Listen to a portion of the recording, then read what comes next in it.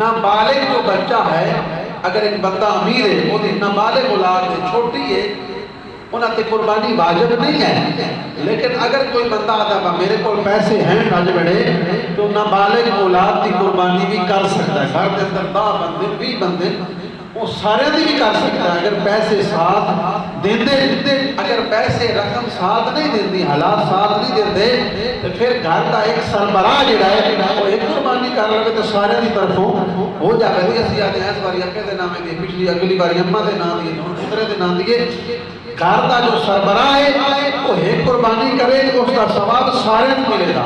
اگر والد سربراہ ہے تو مطلب ہے نہیں گا تو سارا ثواب قربانی دا اپنے نہیں لبنا ہے، گھر تے سربراہ نہیں لبنا ہے۔ جب سربراہ کرے گا گھر تے ہر فرد اس کا ثواب اور اجر ملے گا۔